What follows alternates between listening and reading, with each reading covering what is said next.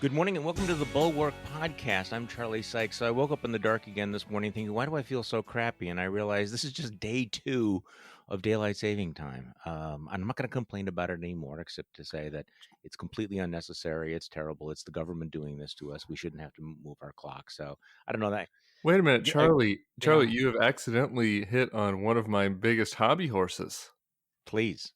You, you do not like the move to daylight savings time. Is that I don't correct? like I to didn't switch. listen to yesterday's show. I was on I don't want to vacation. switch back and forth. I just don't. I just Okay. stick with one thing. Permanent daylight savings time, then. Fine. Permanent. We need the late. We need the late sunshine. I mean, it's just crucial for mental health purposes. And I've been a long time advocate of this, and I was horrified that Marco Rubio has come out forcefully in favor of it. The whole broken clocks theorem, I guess. Yeah. Well, okay, but what I love about this is that this feels like one of the debates that we used to have in the before times when we could debate it and we could talk about it. I used to have a really a thing I would do every year when I was on the radio right around Christmas time. We would have these really vigorous debates about real versus artificial Christmas trees. And the thing about it is you could sound really intense about it, but ultimately didn't really Stakes. matter. But it was good. It was to have debates like that. It's like arguing sports or things where nobody dies really at the end. Okay, so where do we start today? We start with JD Vance. We start with Ron John. We start with Mario Cuomo. We want to start with Tucker Carlson. I don't know. You mind if I start with Tucker Carlson just for a second? Let's do it, Charlie. Okay, so Tucker has moved on from justifying racism to asking questions, raising questions about vaccines. This was Tucker Carlson last night. So all of this should prompt some pretty tough questions for our public health experts in this country. And one of those questions is, how effective is this coronavirus vaccine? How necessary is it to take the vaccine? Don't dismiss those questions from anti-vaxxers. Don't kick people off social media for asking them. Answer the questions.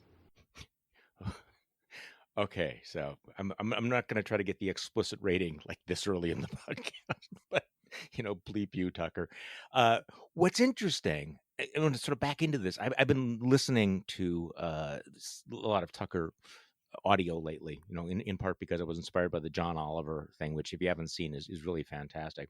And the thing about Tucker Carlson, it's a little bit like, and I think I asked you this before this, if you ever like binge watch a show like 24, remember 24? I used to binge watch 5 or 6 in a row. And after a while, what happens is you start to see the strings in the background. You start to see the formula, over and over. Nothing becomes surprising. It's like, oh, this again. It's like a clockwork machine. And it's the same thing watching Tucker, that if you watch enough, basically it's the same shit over and over and over again. I'm just asking questions. If I ask these questions, are you going to throw me off? Okay, so Tucker, fine about asking the questions. They've been asked and answered over and over and over again.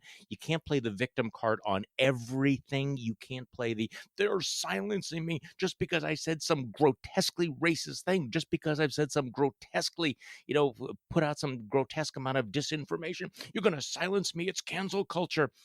After about the 20th time you've heard it, you go, oh my God, it's the same shtick over and over again. So that's my Tucker rant. The plutocracy, the elites. Yeah. Yeah, I mean, just on the merits of this kind of vaccine thing. For starters, Tucker could have somebody on the show to just answer the questions. Right, I mean, he's not asking these deeply penetrating questions that are considered to be wrong speak that nobody can mention on any news or social media outlet. I mean, there are extensive explainers, that go through people's concerns about the vaccines on pretty much every major news outlet. You can find, one of my friends is a kind of one of these influencer doctors who does a lot of interviews and answers these kind of questions. I'm sure he would be happy to go on Tucker's show. So I just, the whole premise is just malarkey, as our new president would say.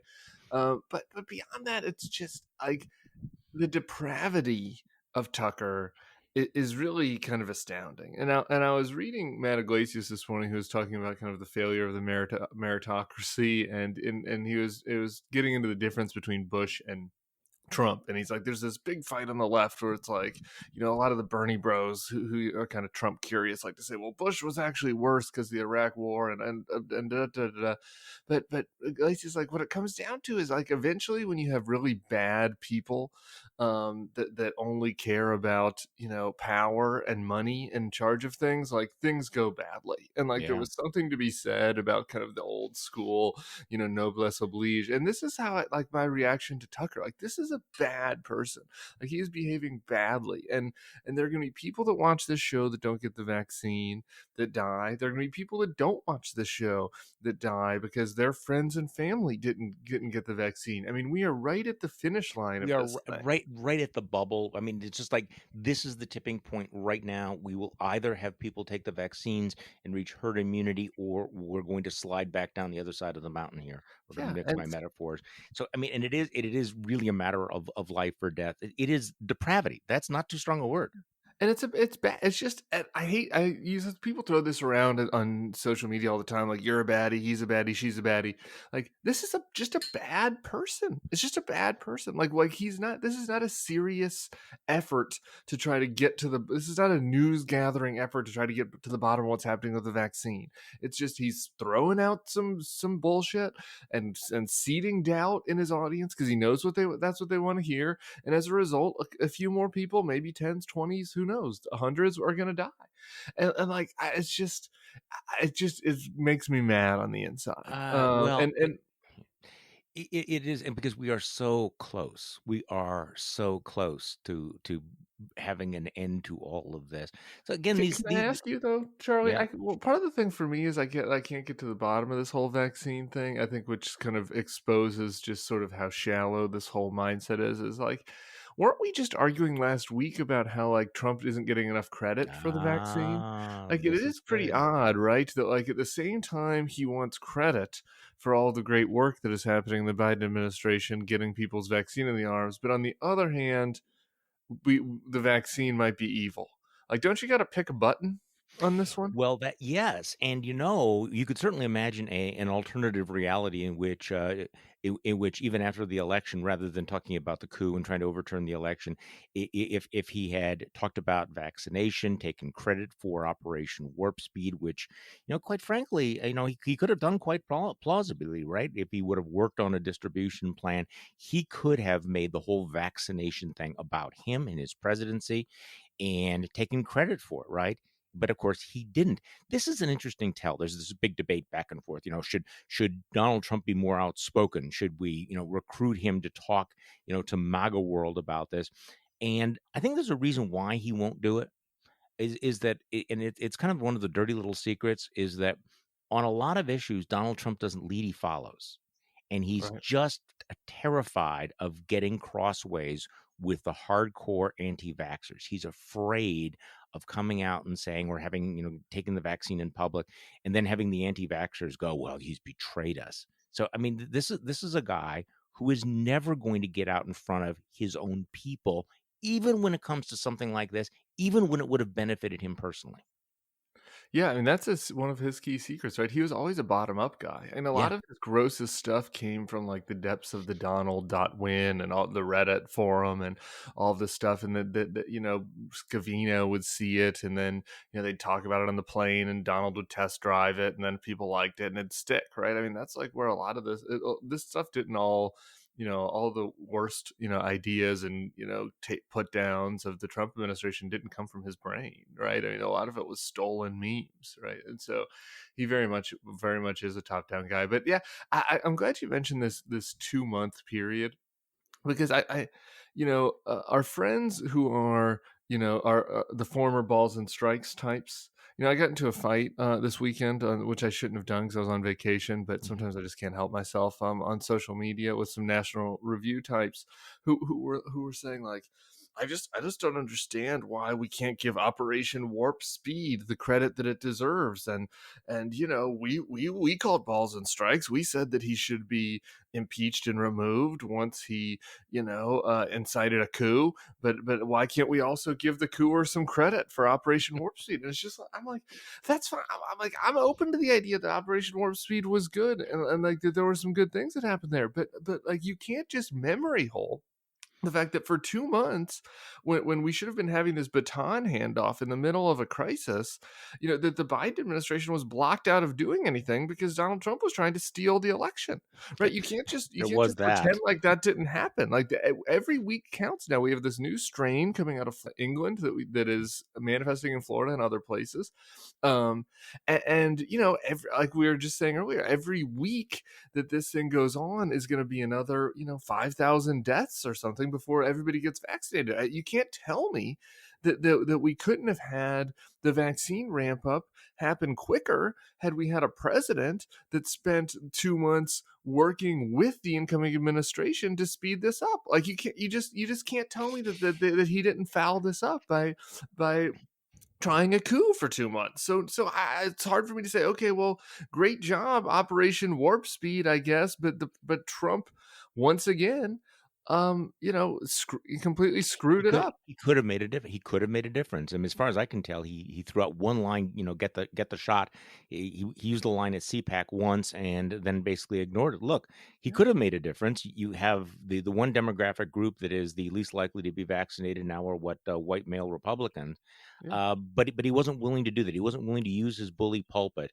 He wasn't willing to spend any political capital, which, and there we are. Speaking of memory holes, though, I don't want to be this to become like the Ron Johnson hour, but Ron Johnson, there's a formula out there that people need to understand. And in my newsletter this morning, I kind of linked the Tucker Carlson Ron Johnson formula together, which is Tucker Carlson's big line now. I mean, is that is it bigoted for me to say that I don't want to live in a country that doesn't look like the one I grew up in? And John Oliver goes, yes, that's exactly what it looks like to be racist.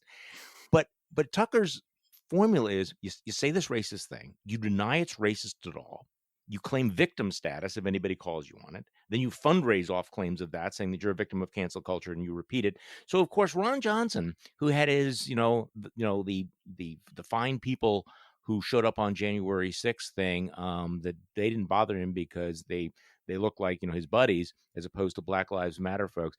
He's in the Wall Street Journal with an op-ed piece saying, "I will not be silenced."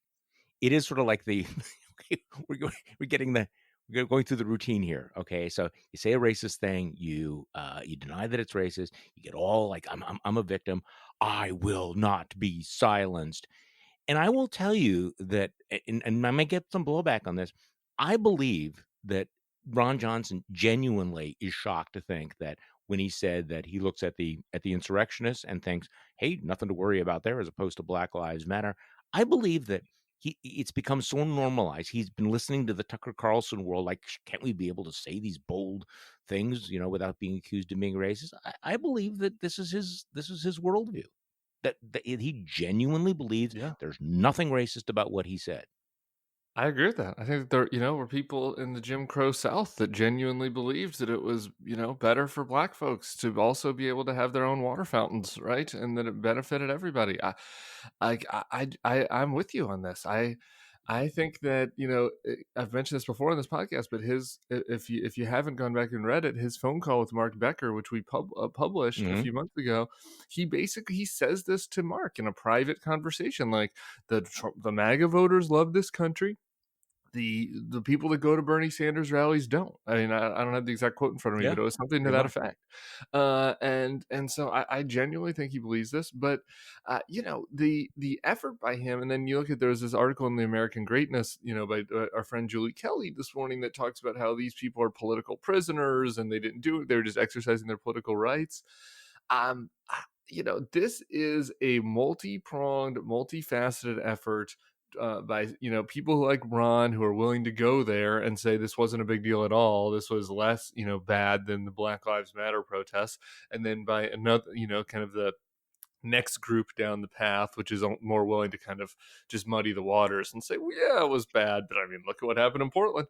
To basically try to minimize this and try to make it like it's not any different than a random street violence that happens some weekend in a given town, as if there's no special significance to to having our Capitol building be stormed, to have our peaceful transition of power interrupted for the first time in our history, to have people with flags carrying a candidate's name on it storming president's name on it, storming the building. I mean, like there is just kind of a difference of gravity here that A is little so bit. obvious to all the rest of us. But I think that there's a concerted effort by some people to to flatten that difference. And then I also think that, like you're saying, there are people like Ron Johnson that just genuinely are more scared of the Black Lives Matter people than they are of the MAGA people, and just can't wrap their heads around the fact that it was their own supporters that killed a Yeah. cop. No, I mean, honestly, there are people who will say, look at a black person and say that person is likely to attack me, to rape me, and to shoplift. Okay, and they're probably lazy as well. But that's not racist, is it? That's just, I mean, that's just not. And it doesn't. And they've created now all of these defenses and the denial to be able to, not address this, and that's one of the things that Tucker Carlson is doing. So, but again, Ron Johnson was 3 weeks ago was reading the Federalist article that it was maybe Yeah. Antifa, but he was just asking questions, and you're trying to silence me and cancel me because I'm asking the questions. I mean, it has become kind of like, okay, let's just pull out the laminated card with a formula on it, this sort of thing. But Even in the Journal article, I liked the line that it was like, it was only 800 people that stormed the Capitol oh my out of all God. these And patriots. and It's just like, everybody else was very fine yeah, people. it Yeah. was like just the 800. Yeah, right. The very fine people was the rest of it. Just the 800. I mean, how many people did it take to do some of the other great terrorist attacks in our history? A lot of times it was just the one gunman. The 19 on the planes on 9/11. It's just like only 800. That seems pretty significant to me. Well, speaking of our bitterly divided country, Yeah. we need to talk about the dogs and cats thing again. Are we bitterly divided though? I don't know, Joe, but we have like Yes, 70% say. approval for that COVID bill. Oh, No, are you going to are you going to make I said me dogs and finally out cats. myself as an anti-dogite right now, No, Charlie? you're already outed. I just Okay. you've escaped most of the fire here and everything. There's a guy, a columnist blogger named Paul Ogden, who has a Okay. really outstanding piece. I will say though, what Charlie Sykes does not understand about cats and dogs and the people who own them. And it's sort of an attack on my position. Not really, but let me just read you 2 paragraphs here. On one of last week's podcasts, Sykes complained that other Bulwark writers, Sarah Longwell and Jonathan Last, diss dog owners who post pictures of their pets on social media. Longwell said that dog owners do that because they're trying to humanize themselves. Longwell has it wrong. Dog owners know they are human. They are just not sure they are human beings who are loved. So they post pictures of themselves with their pets to prove that another living, breathing mammal cares about them. Social media is filled with photos of dog owners with their pets. Yet when cat owners post pictures of their pets, which is quite often, they rarely include themselves in the picture. Why? Because we cat owners know the world loves us. We don't have to prove that fact. Now, that's an interesting theory, right? It made me feel very sad for dog owners, and just if anybody does feel that way, once we both have our coronavirus vaccine shots, I will give you a hug when we see each other next No, time. I'm just saying that I think cats love you in a different way than dogs. I mean, dogs are like there and they're slobbering and showing you affection 24/7. Cats are basically like, you live or die. I really don't care, and I'm gonna sit here and lick my paws and think about whether I'm gonna murder you in the middle of the night. No, not neurotic at all or any of those things. Could I just point out something though? There are no hero cats. I mean, there are no police departments have feline units, right? No, there's no cat corps in the army. No cats have ever run into burning buildings to save anybody. No cats have ever sniffed out a bomb, right? No cats have ever subdued a rapist or pushed a little boy out of the way of a truck or anything like that. No cat ever saved Timmy from the well. You know what I'm saying? Just, Um, I'm just do pointing do you this out remember here. in Good Will Hunting when Matt Damon was on the couch and Robin was trying to he was supposed to be getting psychological help from Robin Williams, and Robin kept kind of talking about, I forget, was it the ducks in this painting, and Matt Damon looked back at him and said, I feel like you're getting pretty obsessed here. Like, is this something that we need to spend some time with? I'm a little concerned about your level of commitment to the bit here with the dogs. No, You no. know, See, is there but I something didn't start. deeper that is there something I, underneath Charlie's skin that we need to kind of get to understand why it's I, such a I passionate point? we felt attacked. We didn't begin this thing, so we didn't begin it, but we will end it. So you don't want to talk about dogs and cats anymore because Well, I we can can. go I on. just, I can go on for a very I long feel time. uncomfortable because here's the thing, Charlie, is that I didn't have any pets growing up, and Well, that's that great. explains a By the way, lot. I'm not mad at my parents for that. That is great. You Okay, know, we did lots of great I things. We don't went on don't lots hate of you, mom or vacations. dad. And so I just don't get it. And I just don't get, and the No, animals are nice to look at. I enjoy going to just the zoo, don't but like dig. as far as companionship, I Gonna don't understand. And so then when It's gonna people do have it. these kind of conversations, I don't feel like I can participate because I don't know Yeah. how to connect with them, and that's frustrating for me. And so I just kind of get uncomfortable. Okay, so have you met other people I've in met terms of lots of people. companionship? In terms of I determining have who lots you of want to human spend time with? companionship. Yeah, I have lots of human I'm companionship. I'm saying it's overrated. If you hang out you hang out with dogs, and I feel this way more strongly in the pandemic. Okay, so speaking of vaccinations again, okay, Okay. here's an interesting dilemma because we've been pretty much locked down. I mean, we've been at on a scale of 1 to 10, pretty much a 9 lockdown. I don't know Yeah. how would you describe your situation? Yeah, probably 8 or 9. Yeah, Oh, we've been okay. pretty locked down. So my wife and I have both been vaccinated. We both had our second shots. We both had the 2-week period and everything. And you know what? It's like we're still mentally like, well, what are we going to do? Where are we going to go? It's like we could go anywhere and do anything, but we have this mental block. I mean, it's like we have to talk ourselves into, you know, we could actually do these things. We could actually go to spring break in Yeah, Florida. well, here's what I would tell. I have a good recommendation here for you, Charlie. So we last week drove to the desert. This is why I Hmm. said I guess I give myself an 8. We a number of times we've gone to do Airbnbs because like we're so locked down in our home that like I feel like I'm going crazy in this house sometimes. So we'll just like go do an Airbnb for a weekend. And so we drove to the desert, which in the off season, like right now is, and when you have a pandemic, the locals are all 65 plus, right? Hmm. Out in the desert. And so when we would go to pick up takeout for dinner, I mean, it was like reverse spring break for seniors in the desert. I mean, everybody is vaccinated, they're drinking their margaritas, like the music was up. So I would recommend a trip to the desert if I were you, Charlie. I think that would be a nice little That might be a holiday break. for you guys to be around No. other vaccinated people and kind of a, maybe not a retirement community, but like retire Well, they like below. flash Like signs to each other. It's like little V signs, like "Hey, vaccinated, I'm vaccinated too." You know I that's didn't what get it's in on saying. the lingo, but it definitely felt like there was a mix and mingle vibe at some of these bars in the desert for sure. Well, it does feel like kind of a superpower. I will say that it's like but I don't know. I don't know what I can actually do. Okay, so we switch. People are saying, hey, get back to the substance.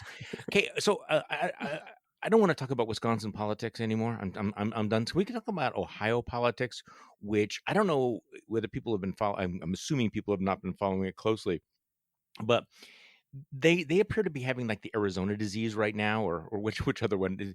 This process of watching Republican parties just sort of immolate themselves by having this mad competition who is the Trumpiest.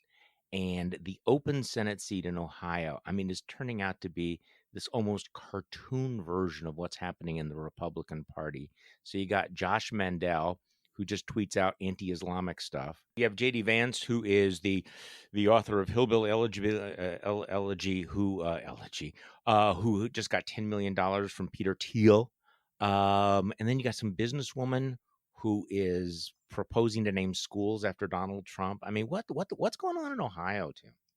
Look, we're going to talk about this Senate race a lot because, and I think some people might be like, why are you so obsessed with talking about the Ohio Senate race? But it's it's the canary in the coal mine. There's this big debate, obviously, this kind of happening at all these conservative publications about what is to happen with what does the post-Trump era look like, blah blah blah.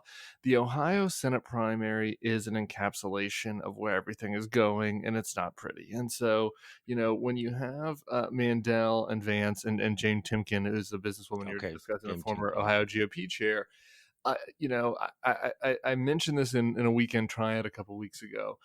since Mandel and Timken had gotten in, like 75% of their tweets had mentioned Donald Trump. I mean, Mhm. it was a total, Trump suck up hour from both of them. Like all of their attacks on each other are either about how they were too nice to John Kasich in the past or too mean to Donald Trump. This was, by the way, two people who respectively endorsed Marco Rubio and John Kasich in the 2016 primary. So this is They not gotta wipe authentic that thing. off them, right? They have to Yeah, yeah, like, exactly. yeah. And then you have JD Vance, who wrote Hillbilly Elegy, who then went to become a VC, and he's separating himself. He was talking about politics, but he was What's the mostly kind of VC? giving. VC? Yeah, a venture capitalist. Okay, I'm sorry, go ahead. Yeah, yeah, yeah. So he went to make some money after he wrote his book. He's got this Netflix show, and so he was doing a lot of these kind of panels where it was more like cultural commentary than actual political. And all of a sudden, you start about a couple weeks after the insurrection, because he wouldn't want to weigh in on that. He had I scrolled through his Twitter feed, and he said nothing from January 1st to January 23rd. But then all of a sudden these tweets start coming about how you know uh, maybe Q was on to something, Oh, because yeah. because of John Weaver and Harvey Weinstein, and he picks like a couple of like completely random things, like, hey, could you blame these people for believing that there was a baby eating human pedophile ring? And he does a number of like he's been like retweeting Tucker Carlson's White Power Hour a lot, and just his whole tone has gotten very, very kind of Trumpy. And so what we have here now is this kind of pretty high profile, with Thiel putting his money in, and the Mercers, by the way, also, who funded Breitbart, and Trump, Mhm. are putting money into Vance. And then you have Mandel, whose tweet that you mentioned was like, we are a Judeo-Christian nation, not a Muslim nation. CC Rashida Tlaib and Ilhan Omar. Like, it was like apropos. Not that would have been an okay tweet if it was apropos of something, but it was apropos of nothing. Just like in the middle of the day, it's I'm like just gonna a attack little you on your casual religion. racism. Yeah. Yeah. No, yeah, I And mean, that it's not subtle, but apparently this is what he thinks plays with the base.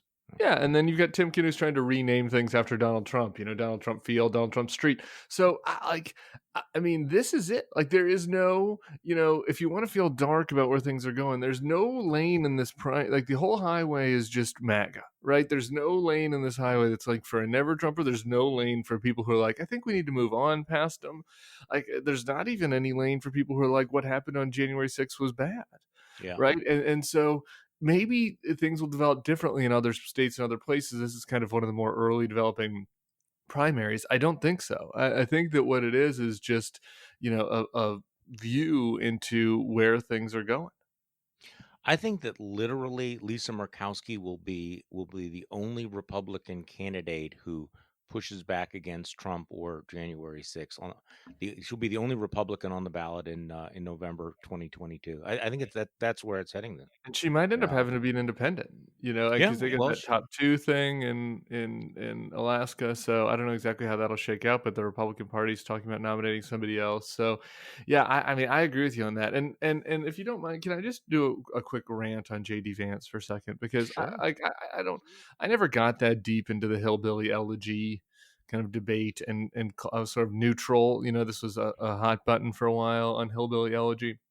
But as I understand it, the premise of this, right, is that there are these communities that are forgotten communities, and they've been forgotten by our elite institutions. They've been hollowed out by big pharma, and kind of opioid epidemic, and all the kind of coastal elite liberal meritocracy doesn't care about what happens in these communities, that the Republican Party was bought out by big businesses, so they didn't care, and so that these people were kind of left without anybody who actually cared about them. And like, I don't, there's something to that, actually, to that Hmm. argument, right?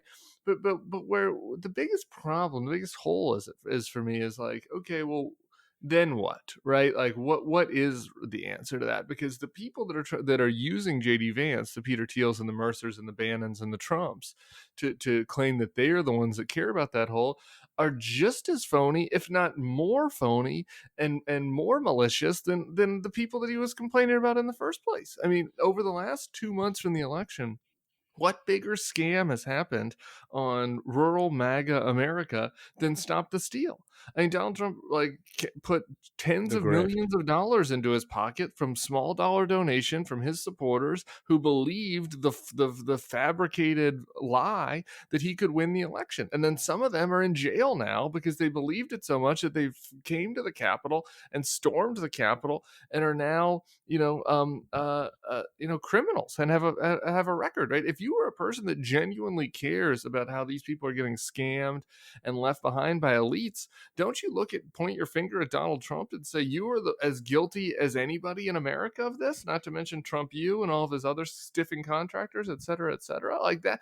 That is where all this stuff feels so hollow to me. And so for him to get into the race, as a Trump MAGA person, I think would just reveal him to be about as phony as anybody in the country. Am I overstating that? No, but none of these things ever seems to register with them. I mean, the massive grift and all of this stuff. I the for I'm sorry. This may seem like a slight digression, but the story that I was reading this morning. So Jared Kushner goes to Israel and runs up a $24,000 home hotel bill, which he sticks to the taxpayers. I mean, Jared Kushner, it was worth a gazillion dollars. So he jets off to his last official trip to Israel and runs up a $24,000 hotel bill. And you would think that in any other context, people would go, okay, this is really arrogant, entitled, whatever. And then he turns around and he's like doing this big, multi-million dollar business deal and everything. And like, how does this relate to the hillbilly elegy world? Right. I mean, what is the connection? So I have another question about the Republican reaction to Trump, that everything's all Trump. Okay, so let's just assume that we know that they don't care about the coronavirus failure, the cruelty, the coup. Okay, let's just assume that Republicans are okay with all that stuff. They're sitting watching this massive spending bill that the Democrats have pushed through, watching the Democrats control Congress, control the United States Senate, because the proximate cause being because Donald Trump's tantrum cost them 2 Senate seats that they should have won in the state of Georgia.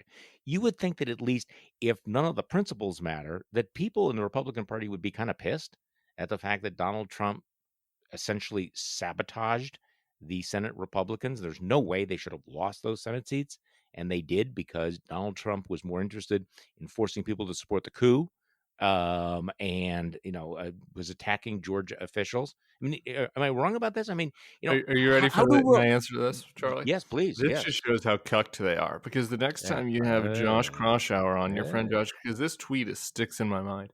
Okay. On the morning of the 6th, Kroshauer sent a tweet about how mad McConnell world was, right? It was like they felt that Donald Trump cost them the election and that they were going to go to war.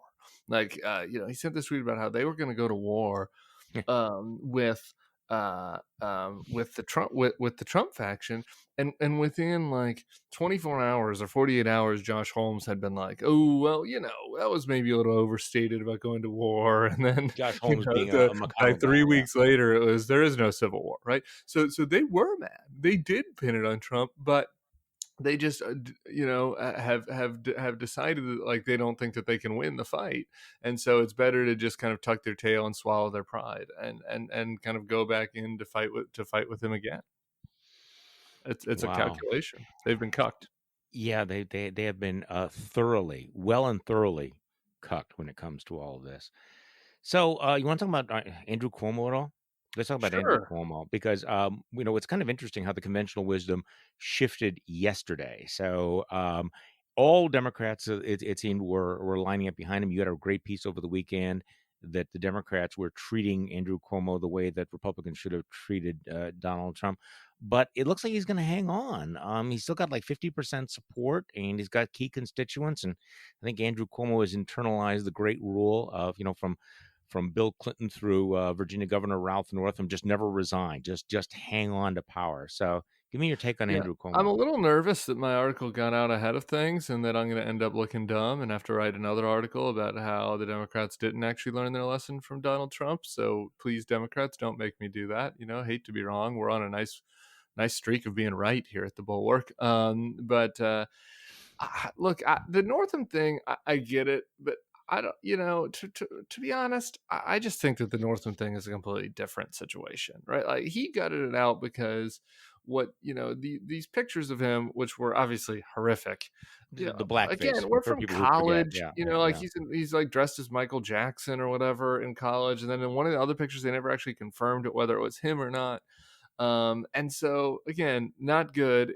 But are governors really gonna, can you not govern your state if you did something stupid in college? I think that's a big stretch, right? Like what we Right, got with right. Cuomo here is very different, right? I mean, these are both in the case of the nursing home lies and the case of the sexual harassment. These were both things that happened while he was governor, right? And you've got the attorney general, Tish James, looking into, I believe, definitely the nursing home side of thing, possibly both lines of accusations. This does limit your ability to govern, right? And I think that is where a lot of the Democratic polls landed. They did all put out very clear statements, not caveated statements, which is why I wrote about that over the weekend, about how, what they were doing in contrast to what the Republicans are doing. So now, but, again, Cuomo, can gut it out, right? Because they don't have the ability to just get rid of him. I guess they could impeach. The Democrats now do control the state Right. legislature, so there could be an impeachment effort through the state legislature. So we'll kind of see how all of this plays out. But I mean, he's for me, the harassment stuff, all has to be, vetted, and all of this. But I mean, the nursing home stuff itself, I mean, he's just been a disaster. And the That's a lying problem. about the nursing homes, I mean, it's just not, it's not tenable to be defensive of them. And I think that folks were a little late to the game on this, to be honest, on the left, A but at little least they bit. got there. The interesting thing about Andrew Cuomo, reading all of the accounts is really what a dick he was, and the Yeah. fact that everybody hates him, which is an interesting phenomenon in politics. I was reading an article, I think it was by John Harris in Politico, talking about the fact that there are people who are just complete jerks, and who are completely obnoxious, who are in politics, which is somewhat paradoxical. You've been deeply involved in politics. I find this interesting.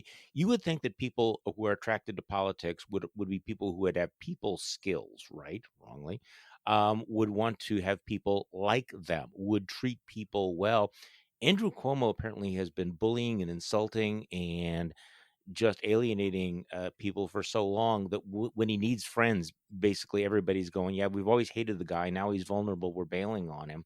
But it is a weird thing in politics, right? That someone who is obnoxious and disliked to that extent can still be relatively successful for a time in politics. I mean, you must have dealt with people. You go, "This person is one of the worst assholes I've ever met in my life." Right? I mean, so what is it about? Yes. Yeah.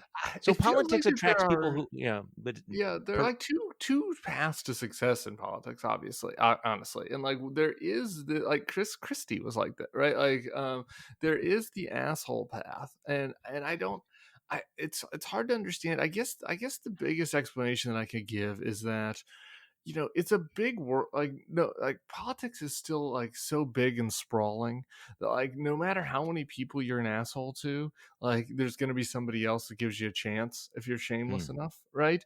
And then the other thing is there's so many suck ups that people will, as we learned during the Trump era, people will suck up to you if you're in power, no matter yeah, how big of an asshole you are. This is, I think the parallel between in Hollywood and politics, right? Why somebody like Harvey Weinstein could succeed for so long. If you have power enough to give people people will put jobs up or with you. Yeah, contracts, yeah. consulting contracts in politics, or jobs as appointments, or roles in Hollywood, then people are going to keep sucking up to you. And so this is what happened to Cuomo because of the nepotism. He gets into the attorney general job, and once you have power, it kind of doesn't matter how much of an asshole you are. That's like the best way that I can explain it. But there, is this kind of category of people, but there are some limits. There tend to be limits to it, though. I guess kind of Donald Trump broke through all that. But I think you're seeing with Yeah. Biden, right? This other side of the coin. I mean, it has been kind of like amazing how Biden's just general affability has like accrued to his benefit, both I think in the election with certain types of voters, but in his ability to kind of get things done, keep the Democrats in line, get people there.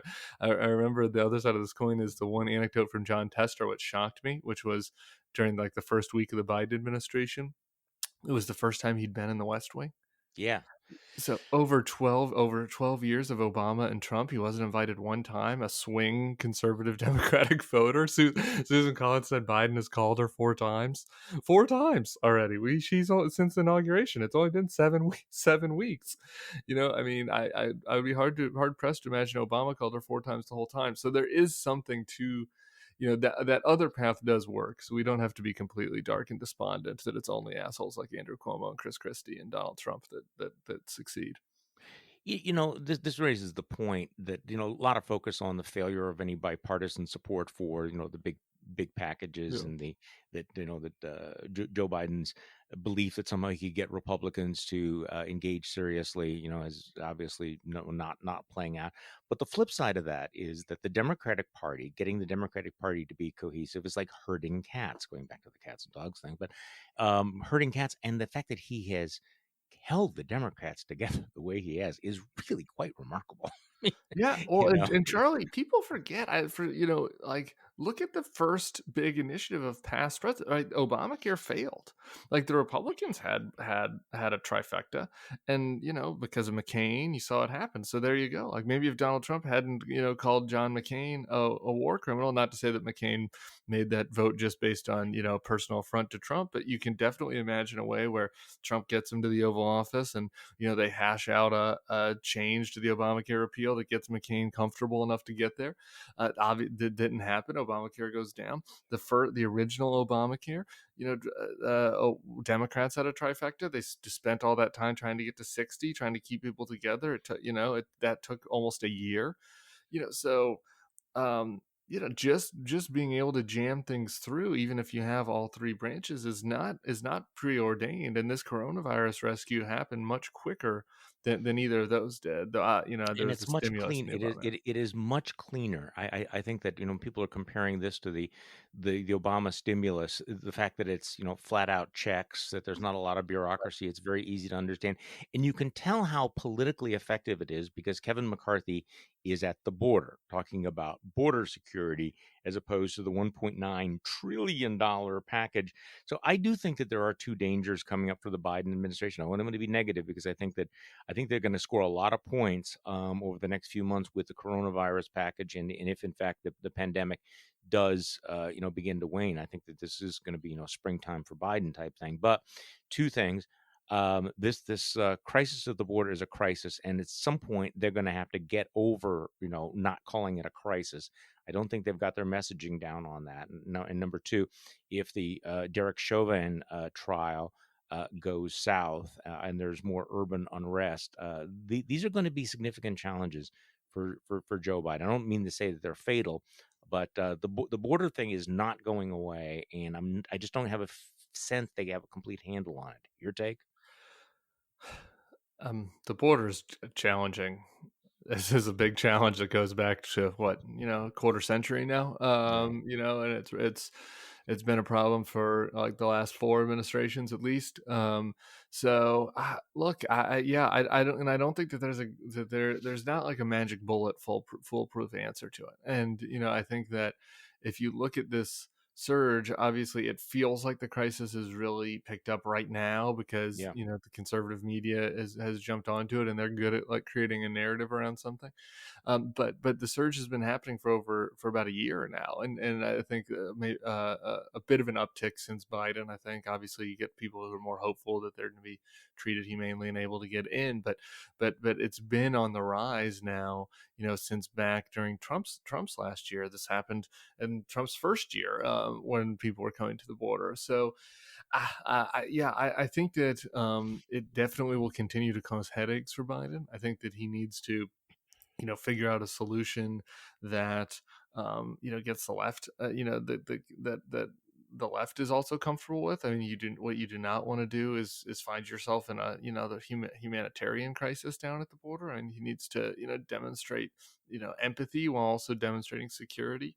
But it's impossible to imagine a big bipartisan immigration package getting through that could try to start to deal with some of the root causes, right? I don't know that there's anything that he can do that will resolve this over the course of the next 2 years. So it's really a question of managing it and making sure that the political fallout from it doesn't overwhelm all his successes, which I think will be kind of driven by how the economy's doing and a lot of other factors. Yeah, no, I think you're right. So anything else you're keeping your eye on over the next few days? I'm continuing to kind of look at the other Senate races, what's to come for the Republican Party. Their big hope in Georgia um, is a guy named Herschel Walker, who was in the NFL. Oh Working yeah, on that's something right. on him. He might even be crazier than people realize. So that's coming down the pike. And no, the other thing, Charlie, is my like and maybe this is just me being on vacation mode, but um, I think Biden has been doing a good job of navigating this balance of reopening, and making sure people, hold the line and that there's not unnecessary deaths and unnecessary coda to this pandemic. But I just, my continued message to, the Biden team and the Democrats is to just not spend the next 3 months being chicken littles, right? Like, there are going to be these Right. little skirmish. There will be little, obviously there will be, we're seeing this other strain. There will be little skirmishes that happen about, getting baseball stadiums back open, and, summer school open for kids, and, whether masking is going to be required everywhere and all this. And obviously they need to be led by the science, but there's this tendency sometimes to overstate, right? I mean, Josh Barrow has this good rant about the CDC, which is like, the CDC has all kinds of guidelines that nobody ever follows, right? Like, it's like this is going to give us an explicit rating, but it's like, you Yeah, should yeah. wear a dental dam when you're having sexual relations. There's a lot of things that you're not supposed to eat. You're supposed to cook your steak until it's well done. Like, there are all kinds of stupid CDC recommendations, right? So like, we need to be led by the guidance, but if the Democrats continue to like, during the springtime for Biden, are always seen as the ones being like, well, we can't do that and you can't do that. Right. I think that People that's are a big ready. People, concern. yeah, no, I mean, people are ready to go back to life. But I also think that, and JVL had a good newsletter about this yesterday, saying, one of the things that the Biden folks, I think, have done well so far is they put policy over the culture war. Yeah. He says, "What's the last culture war Joe Biden got involved in?" I don't know, Hunter Biden laptop thing, but I mean, he's been doing actual real world stuff. JVL writes, winning an election, confirming cabinet appointees, fixing the vaccine rollout fiasco, passing the American Rescue Plan. And so the strategic imperatives are, continue to avoid getting dragged into culture war fights and pursue the popular parts of your policy agenda. Whereas Republicans, last 8 weeks, that they're still trying to memory hold January 6th, supporting Marjorie Taylor Greene, going on and on about the cancel culture, focusing on the border and all of those things. So, This is my point, though, Charlie, is that the Biden's popular getting stuff parts. done. He's getting Yeah. stuff done. Yeah. And the popular parts of his agenda is the fact that because of this coronavirus relief bill and because of vaccines, people can get back to life, right? Like, that's popular. And so that is a culture war thing that I think he has avoided, but he could get drug into, right? If it's there was this stupid culture war fight back in the fall that I wrote about college football, right? Where that asshole Clay Travis was a radio show was like, we should have full SEC stadiums and football should be open. And Trump is like, bring back football. And like, that was obnoxious and wrong and against the science. But you can see that happen again, right? Which is like this, like, if everybody's vaccinated by May, and 4th of July and August, baseball stadiums, right? Like, you're open air, people are vaccinated, right? I just, they need to be caught. You can get accidentally drug into to these kind of culture war fights through the back end, and they shouldn't let Right. the Republicans try to put a damper on this great Biden success by allowing that to happen. So that is actually, for me, a I think you're bigger right. flag than the border as far as a potential risk for Biden. Yeah. Completely agree. Hey, Tim Miller, thanks for coming back on the podcast, particularly since you are now tanned, ready, and rested. I'm tanned. Everybody can see my pretty tan on MSNBC this week. We'll be looking for it. See you, Thank you all for listening to today's Bulwark podcast. I'm Charlie Sykes. We'll be back tomorrow, and of course, we'll do this all over again.